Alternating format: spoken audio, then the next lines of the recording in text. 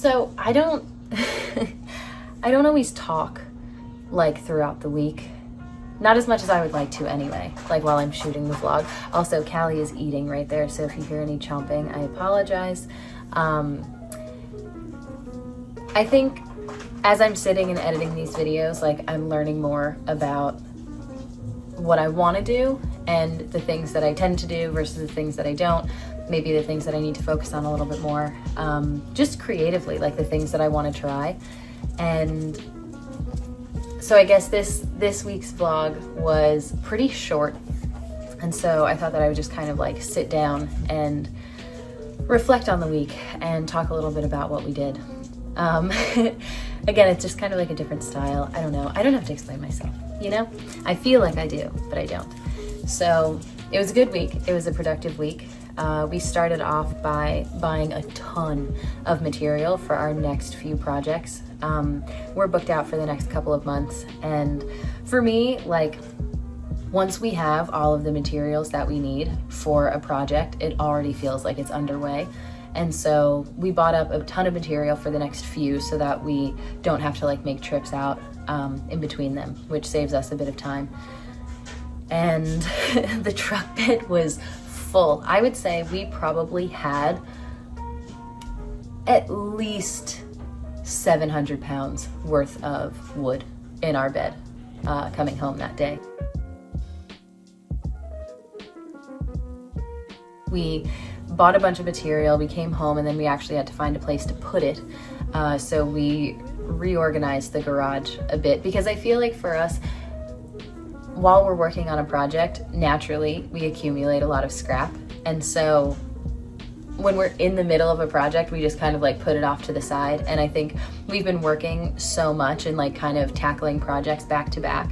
And so we haven't really had like time at the end of each project to sort through our scrap and to get rid of what we don't want and to kind of figure out what we need to do.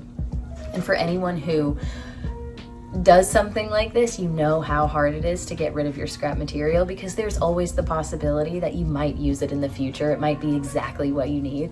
And so it's really hard to part with it.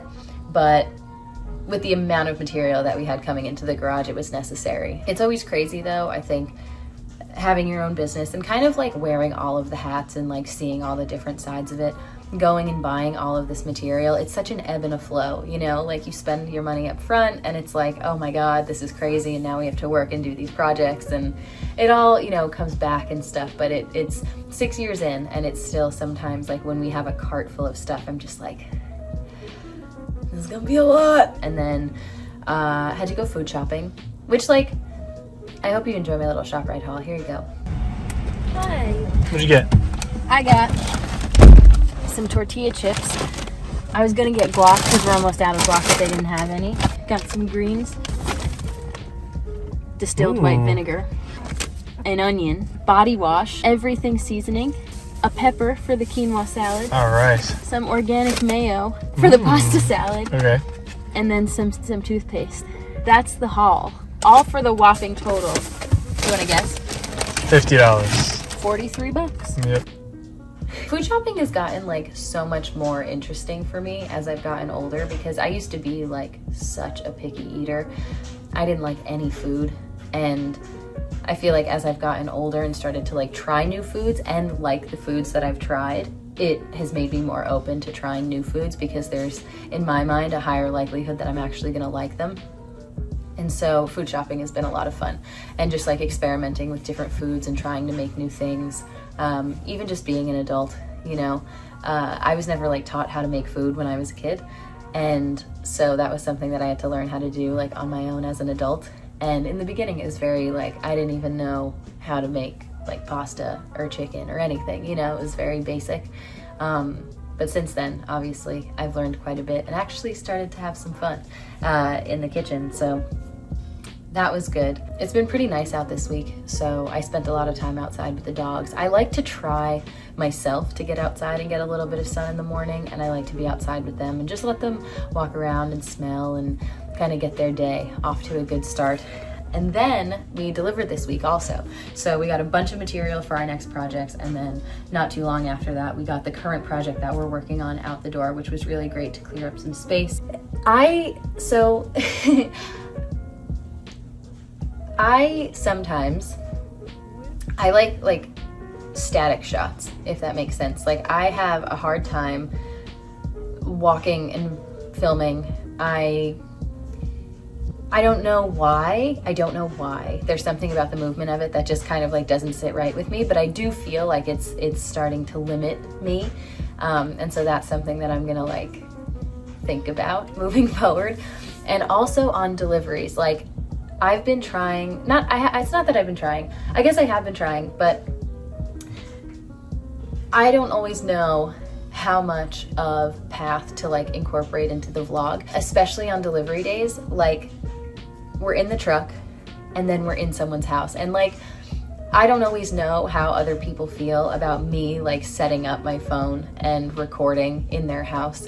Sometimes I feel like it like changes the vibe or the dynamic, you know what I mean? I don't know how they feel about it, and I want to like respect their space and like being in their space.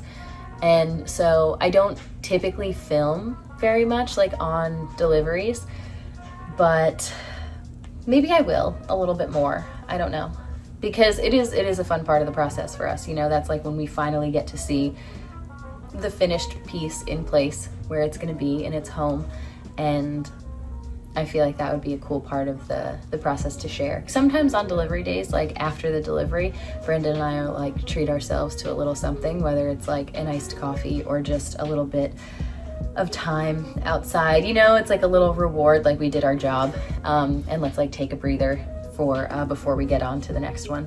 And so there was a park not far from our customer's house, and it was so nice. It was just like a giant grass field, and it was so warm out. The sun was out, it was blue sky, like it was just perfect.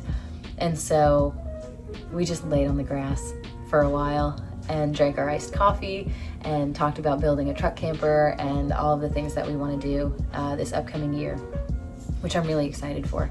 I'm really like looking forward to everything that we have planned, and I feel really motivated to get it done, which is awesome. It can be really easy to just kind of get like caught up in what's right in front of you.